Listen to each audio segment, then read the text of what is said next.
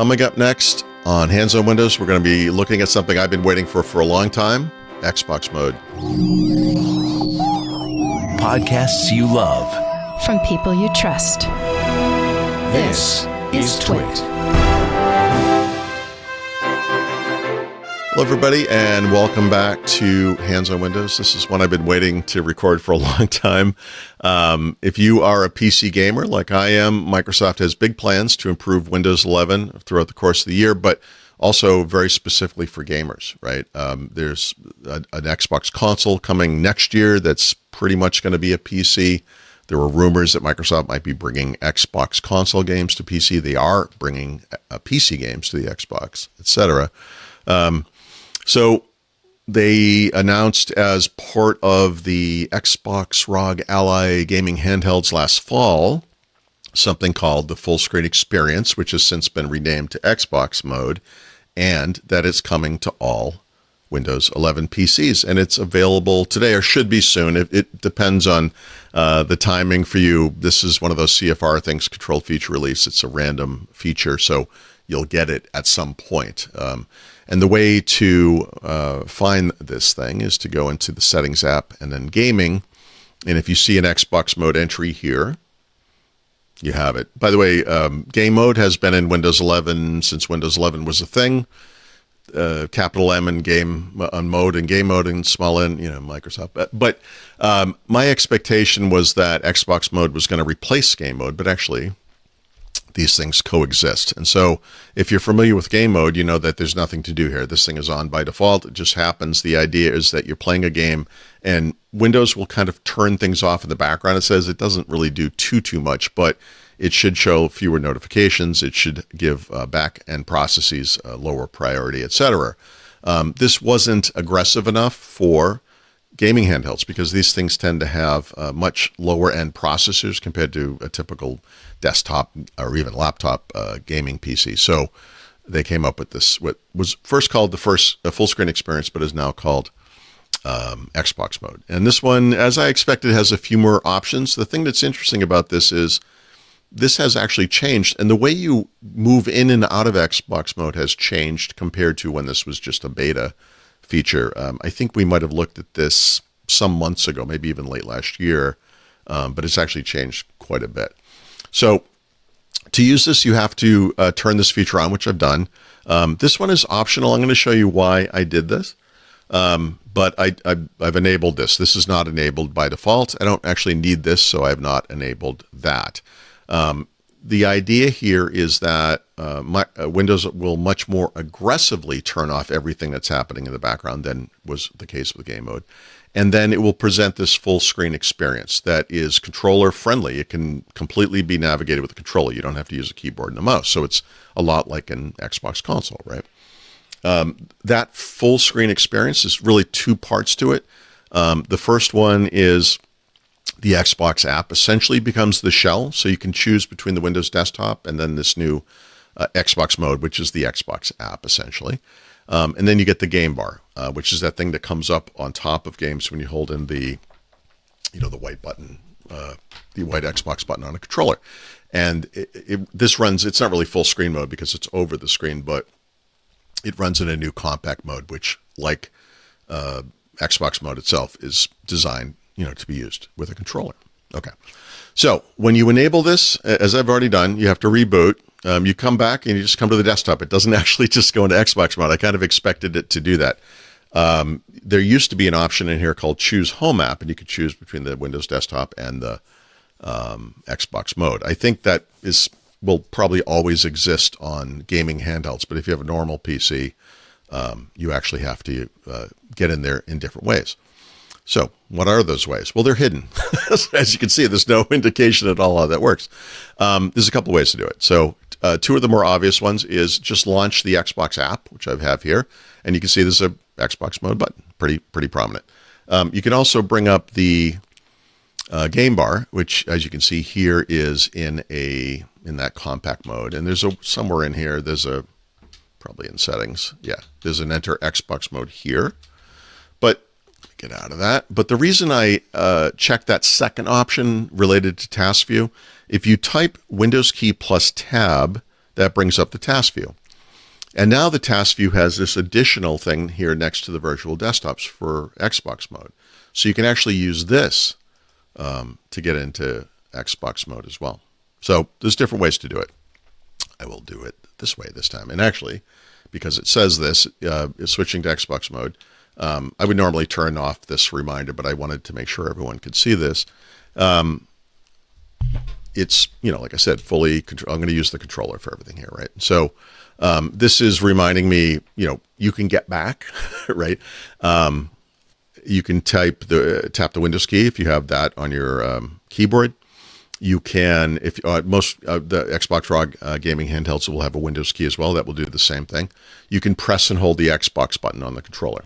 Okay, so there's different ways to do that. And then in this interface, like I said, you navigate around with the controller, right? So I'm using the D-pad on the controller to kind of navigate around. Now, it doesn't make a lot of sense to, I'm not going to sit here and play a game, obviously, but I did install Doom and Doom 2 here because this is kind of a lightweight game, comparatively speaking. You can kind of get an idea for what this kind of thing looks like. So despite the fact that it's a lightweight game, it actually takes a little while to launch. But as it does this, and it goes through all these screens, which many of you are probably familiar with, again, I can bring up the game bar with the controller. I hit the Xbox button there. You can see here, exit game, or Xbox mode, sorry. Getting in trouble with the new name there. And access all the different things that are here. And then you can add and remove the widgets that appear here, etc. So one of the things about compact mode with the game bar is that you only see one widget on screen at a time. In the normal mode, you can see them all, floating around. So here, we're just going to have the one. And then you can get into one of these games. So I'm not going to do this, and we will be right back after this message. This episode of Hands on Windows is brought to you by Bitwarden, the trusted leader in password, passkey, and secrets management. With more than 15 million users across 180 countries and over 80,000 businesses, Bitwarden has built its reputation around trust, transparency, open source security, and putting users first. And for those of you wondering, yes, Bitwarden remains committed to its free version. The company continues investing in secure, accessible tools that help individuals, families, and organizations protect their digital lives without compromising trust or transparency.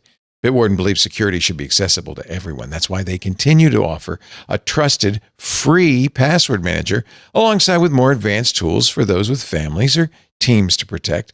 Bitwarden gives you everything you need to stay secure online, generating strong, random passwords, storing pass keys, managing sensitive credentials, and syncing securely across devices. For businesses and advanced users, Bitwarden also delivers enterprise-grade security tools, including Secrets Manager, Vault Health Reports, and secure credential sharing for teams. Bitwarden's also introducing its new Agent Access SDK. It's an open-source developer toolkit designed to help teams securely integrate credential access into applications, automation workflows, and AI agent environments. The SDK enables controlled, human-approved, just-in-time access to credentials stored in Bitwarden vaults without exposing sensitive information or granting persistent access. It's designed to support modern development and automation workflows while keeping security and transparency front and center. And because Bitwarden is open source, its code base is continuously reviewed and audited both by the community and independent third-party experts. Bitwarden also complies with major security and privacy standards, including SOC 2 Type 2, GDPR, HIPAA, CCPA, and ISO 27001. Bitwarden is continuing to evolve to meet modern security needs, including expanded passkey support, secure developer tooling, and flexible self-hosting options for users who want additional control over their environments. Get started today with a free trial of a Bitwarden Teams or Enterprise plan, or get started for free across all devices as an individual user at bitwarden.com/twit. That's bitwarden.com/twit. Now back to Paul.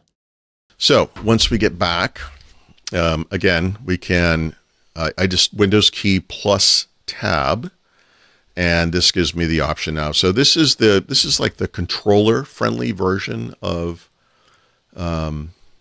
Task View, right? So you can see the other apps that we're using OBS to record the thing. I've got my show notes here. We're in a Zoom meeting, etc. So I can actually switch to applications from this if I want, and then run those in full screen mode, which, by the way, kind of interesting, right? I don't know if there's one that makes sense here, like Zoom Market. Well, it's running on the other screen, so it doesn't make any sense at all. But this is interesting because Windows doesn't have a full screen mode really for apps like the Mac does, but now it does. And I'm not saying this is a great way to switch between apps, but it is in fact a way, and it's a way to run apps exclusively in a full screen mode. So if you like that on the Mac, like this might be something to look at just for apps, right? I'm not going to do that, but that's kind of interesting. So you get this little pop up again. I would typically turn that off, but just wanting to show that. So now we go back to the desktop. It is as it was before. The Xbox app is still here as it's an app. It's got all the normal controls. Whatever I have going on the other screen is still going, obviously. And so useful, right? And so this is interesting. I mean, obviously, if you're a PC gamer and you use a keyboard and a mouse, that still all works.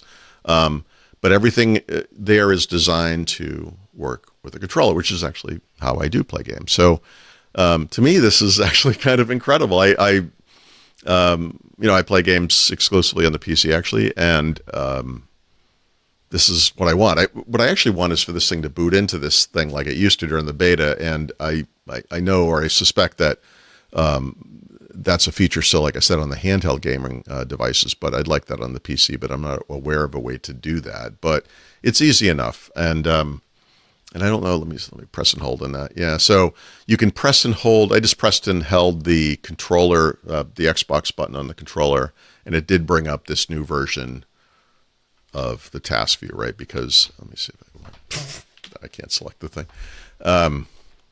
So I could go in this way, I guess. So it's not horrible. It's, a quick thing, but obviously when you're playing games, you want as little going on as possible. And this is a pretty good way to get there. So super excited that this finally happened. A couple of small things, like I said, I kind of wish they would think about changing, but much better than the situation before. So really nice to have this. And like I said, this isn't stable. You should be able to get it. I think by the time you see this video, it should just be everywhere. And so you should be able to get it automatically. So there you go. Hopefully you found this useful, in this case entertaining, because it's games. We will have a new episode of Hands on Windows every Thursday. You can find out more at twit.tv/HOW. Thank you so much for watching. Thank you especially to our Club TWiT members. We love you. If you're not a Club TWiT member, please consider joining. You can learn more about that program at twit.tv/clubtwit. Thank you. I'll see you next week. Hi there, Leo Laporte here. I just wanted to let you know about some of the other shows we do on this network. You probably already know about This Week in Tech. Every Sunday, I bring together some of the top journalists in the tech field to talk about the tech stories. It's a wonderful chance for you to keep up on what's going on with tech, plus be entertained by some very bright and fun minds. I hope you'll tune in every Sunday for This Week in Tech. Just go to your favorite podcast client and subscribe. This Week in Tech from the TWiT Network.